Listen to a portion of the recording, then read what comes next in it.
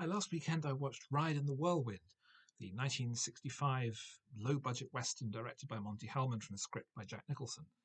It was produced as a kind of companion film to The Shooting, previously covered on the podcast, with both films shot with the same crew, very similar cast, pretty much back to back. Whilst that was a story of violence in which Nicholson played the villain, here he's arguably the hero. He's one of a group of cowboys traveling through Texas and seeking to get to El Paso to look for work, where they take shelter overnight in a cabin with a group of men. However, those men recently robbed a stagecoach, and when the cabin is surrounded by a posse, they become involved in the gunfight, and the three of them manage to escape, but are still hunted by the posse, who believe that they're culpable for the death of a man. So they frantically flee across the countryside, uh, accused of a crime they didn't commit, and try to find sanctuary.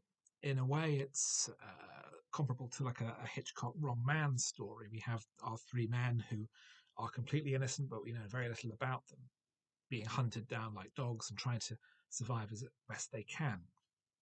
It's a very tight, low budget production. It's all on location by the looks of it. It's all very sparse and Spartan. The music is dialed down. There are a few characters.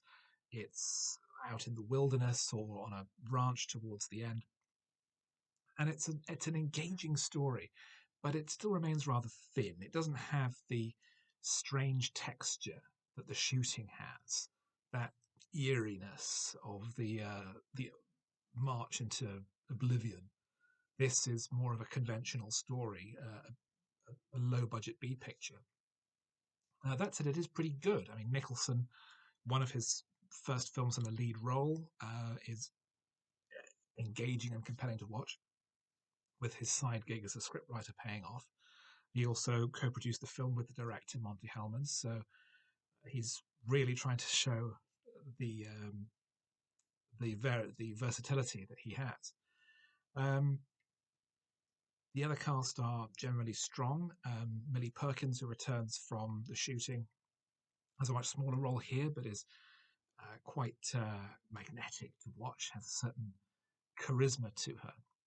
And Cameron Mitchell, who would go on to be something of a patron saint of cheap, straight to video crap, is here, I think, very strong as Nicholson's mentor figure. It's not a great work, I would say, but it is a good film. It's certainly one that I think has been unfairly passed over. And although it doesn't have the mythic quality or mystery that The Shooting has, it's certainly an effective programmer in its own right.